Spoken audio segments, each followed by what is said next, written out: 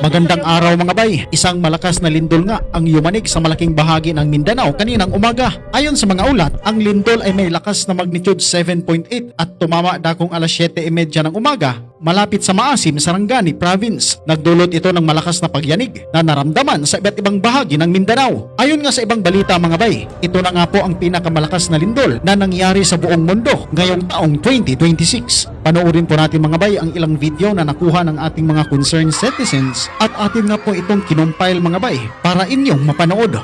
Nakunan nga ng video mga bay ang pagguho ng isang waiting area sa isang eskwelahan.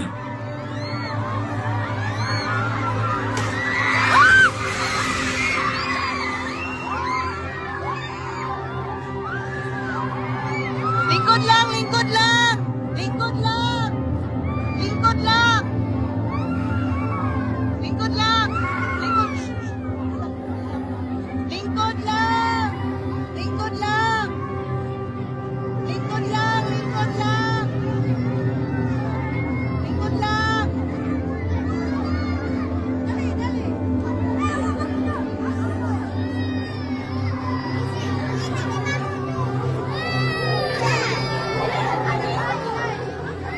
Sa kabilang banda naman mga bay ay naaktuhan din ang pagguho ng tatlong palapag na gusali na kung saan mga bay sa awa ng Diyos ay nakalabas na ang lahat ng tao roon bago ito bumagsak.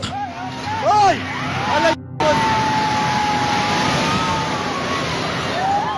Hoy, Ninel! Ninel! Hoy! Atras, atras!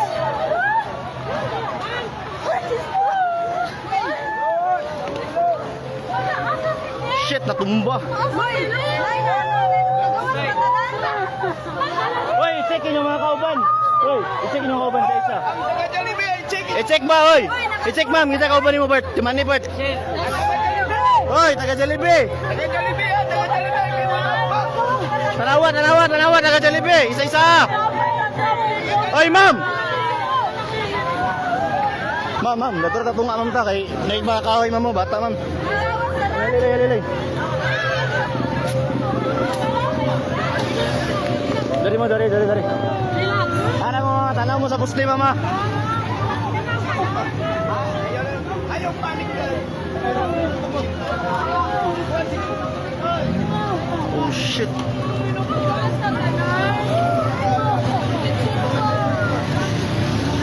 Kabi bay? Tumba gid siya. Tumba gid siya, tumba. Tumba gid siya, tumba. Tumba gid, tumba. Dali kina mo motor daw. Nakuha nimo? Wala yun. Nakuha. Musakyanan gani na diyo? Sakyanan?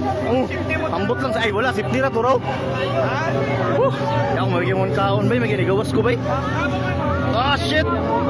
Ayaw panik ka, ayaw na panik. Dili mo yan ano. Katunga lang, bata ba? Ayaw panik. Atura. Dali na. Kapi bay. Mungkin nakagawas tanan. Gawas with nanan bay. Kalumpag gid siya, kapi bay. Siguro dito nagawas sila. Lumpag. Tama bay.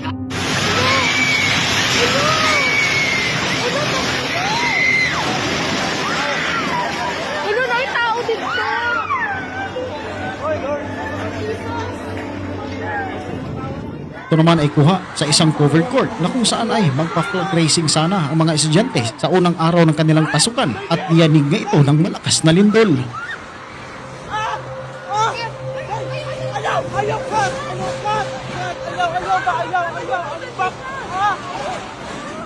Kuha rin sa Matanaw National High School ang pagkaputol ng lumang gusali dahil sa tindi at lakas ng pagyanig.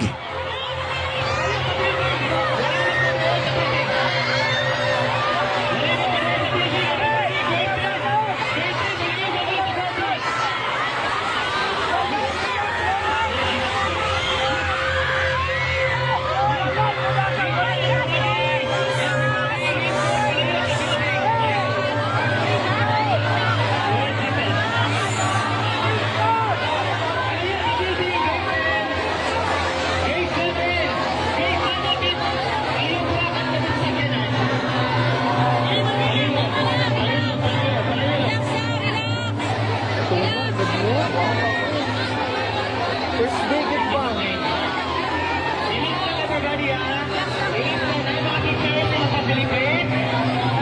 Wala tayong magkuhan, wala tayong mag-panic. Everybody, kalma lang sa kalma. Don't contact your parents. You cannot contact your parents through your cell phone. Please, everybody. Contact your parents. Contact your parents. Contact your parents, everybody, please. Wala yung water. Nakaop na dito siya. Nakaop na dito. Lingkod sa tanan, Korea, grade 10 and grade 9. Grade 10 and grade 9, lingkod. Please contact your parents. Kung namoy data, kung namoy loan, please contact your parents.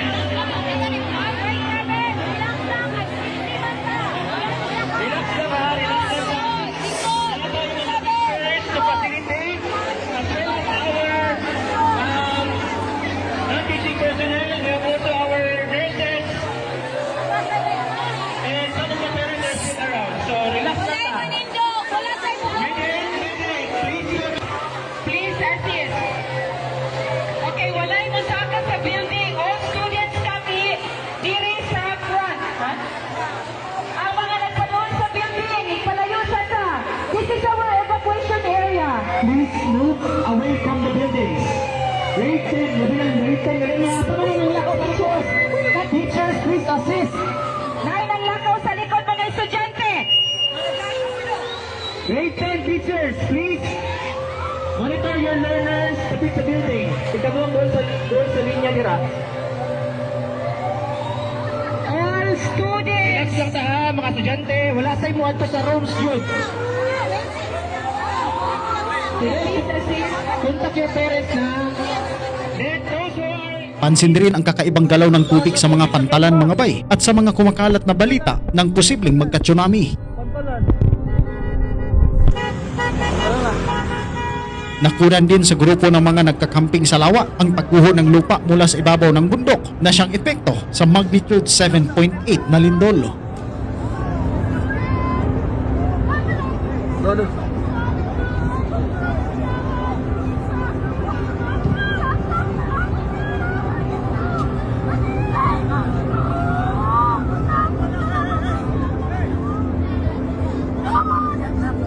Be! Anggis outlet mo!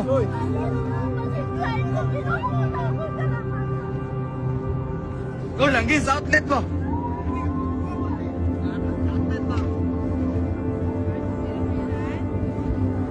Ilang ito ng outlet, senyor? Bon! 15 ka mo! Ito nga rin ang pinsalang natamo ng isang SM mall matapos hagupitin ng malakas na pagyanig.